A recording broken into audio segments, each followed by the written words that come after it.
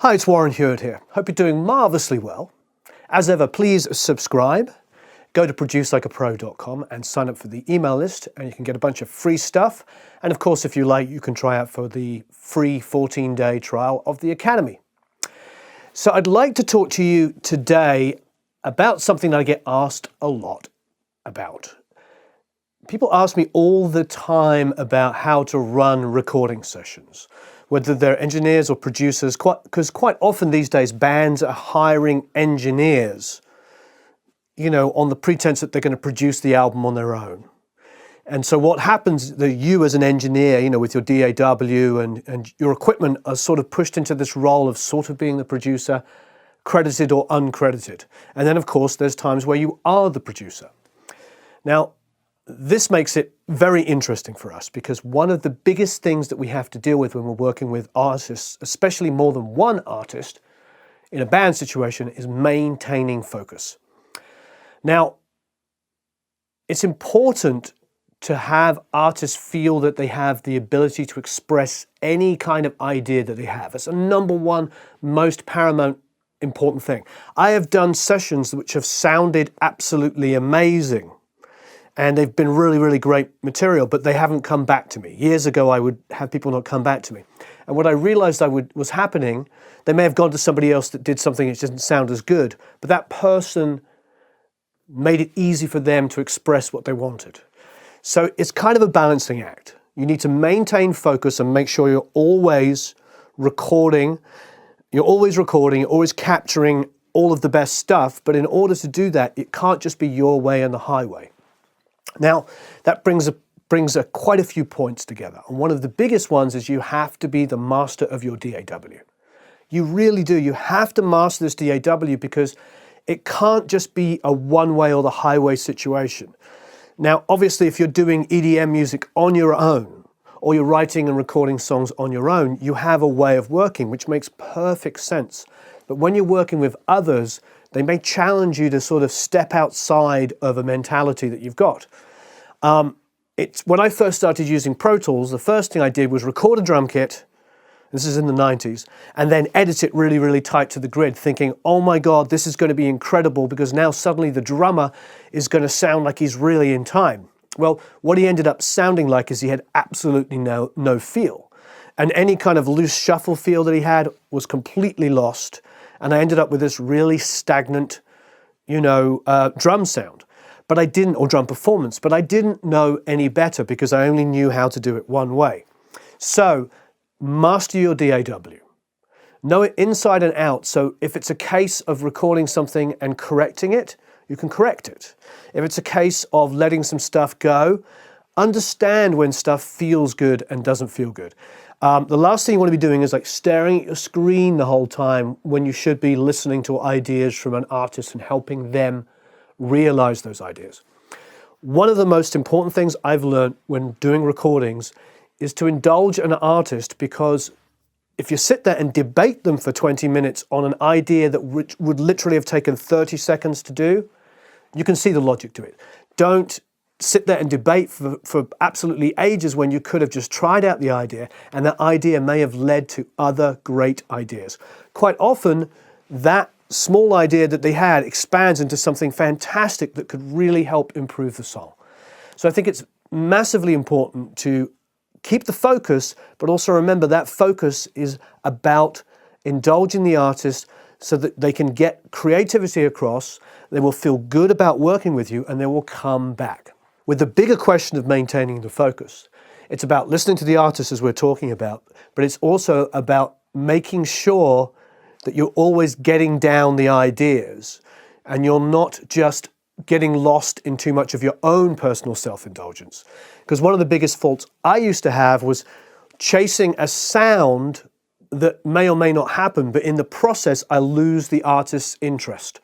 So again, know your DAW really well, know your equipment really, really well. By that token, if you know your equipment and your DAW really, really well, you'll be able to get from A to B so much quicker. So if you have an idea that you want to show them, you can get there without watching them disappear and their focus going and their ability to have a great performance. So it's not always just about keeping the artist focused, it's about your own focus as well. And one of the most important things that you can do to do that is to work a lot on your own material. You know, when I'm not working with artists, I play guitar, I practice, I do ear training exercises. I'm always trying to develop my own skills so that when I'm in a studio, I can communicate better with an artist. If an artist brings in a 4-chord sequence on a song that doesn't vary, it may be amazing, but it almost also might be nice if one time on that 4-chord it went to the minor or something to just set up the chorus. Now, that might sound like gibberish to you, but my point is like that understanding of great songs and songwriting that comes from your own pushing yourself in your own way to learn other people's material and understand other forms of music outside of a very small genre will have you bring so much more to the party. So don't be afraid to have a larger palette of music. There's an old phrase that's attributed to many people like Duke Ellington, Elvis Costello, all these different people have said it. But the phrase is there's only 2 types of music, good and bad. And what that means is there's no genres. You know, a lot of us like EDM, a lot of us like country, a lot of us like rock, a lot of us like very heavy rock. But within all of those genres, they all share one thing. A great song is a great song. So whether it's an Iron Maiden song, a Black Sabbath song, or a Keith Urban song, or a Kanye West song, if it's a great song, it's a great song. And so identify greatness and borrow from it and learn from it. It's going to really, really help you. I think lastly, in talking about focus, is one of the main ways to keep focus is to keep it light in the studio. Let the artist feel like they can be creative. And if they're not being creative, take them out of the moment for a second. Just take them out of the moment. I find with singers, and I've talked about this before in my singing video, was distraction is really good. If you're funny with them and you're playful enough and you can just take them out of their head, they can just perform. And then when you need to focus them on specific ideas, do that in a very concise way. What I often have is lyric sheets, and I'll sit there and I'll mark off a word or two that I'm not getting. But I won't focus in on that until I've got enough meat and potatoes of the song. So if I've got 3 or 4 good takes, and then there's words, I don't focus in on that really early, because if I focus in on that too early, I might lose them and they might start thinking they're making tons of mistakes. No, they've got 90% of the song right, but they've got these 3 or 4 words here and there that have to be corrected. Get the bulk of the song down, get them feeling good, maintain their focus and their enthusiasm, and then go back and fix the small stuff. Go back and work on a way they perform that first verse if you want it to be more intimate to suck them in. But let them be themselves first of all and put themselves into the song. It's the same thing with guitar players. Talking as a guitar player myself, when I'm playing the guitar part, if I'm literally like 4 bars into the first verse and a producer would stop me and go, no, you should be, that's not filling me full of confidence, because if he had let me get through the whole song, I might have played this incredible chorus part that just would have been like wonderful. Now I've introduced self-doubt in that first verse, and that means that they look at everything they're playing. And so you need to encourage, and the best way to encourage sometimes is just let them express themselves and then guide them. That is a way to keep focus. Guidance. It's like anything in life. If you've got kids, you don't tell them exactly what to do. You try to guide them towards what you think will help them, and they'll find their own path.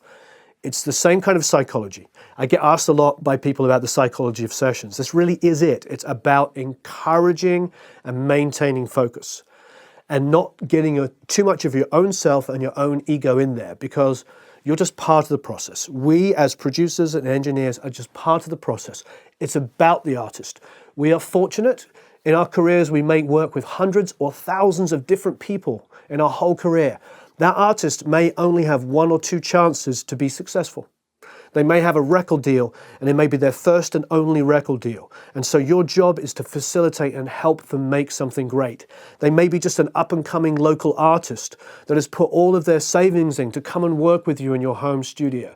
So, and you may work with another 100 people like that, local artists, but that might be their tipping point. It might just be the point where they give up because they didn't have a great experience. So be aware of that our jobs as producers and engineers and mixers and musicians and songwriters is to help other people. We are to be of service to other people, and if we're of service to them, they will come back to us time and time again, and you'll end up working with the same people over and over again. I got to make 2 albums with The Fray, I've made 2 albums now with Ace Frehley, and I've got loads of independent artists that I'm 2, 3 or 4 albums deep on. I'm very blessed, and it is through hard work and good work ethic and me learning from my own personal mistakes and understanding that the artist is the most important person in the room, not me, putting my ego aside.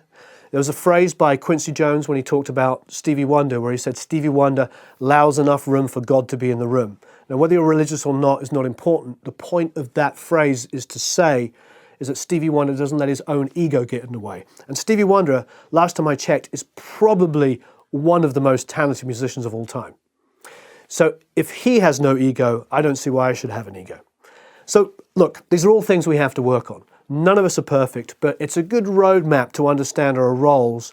And if we are encouraging and we're able to get great performances out of our artists, we will really be a person, a resource that people will come back to time and time and again. So have a marvelous time recording and mixing, of course. As ever, subscribe. Go to producelikeapro.com, sign up for the email list. Please, if you can, try the free trial on the Academy and let me know what you think. And I really appreciate you watching.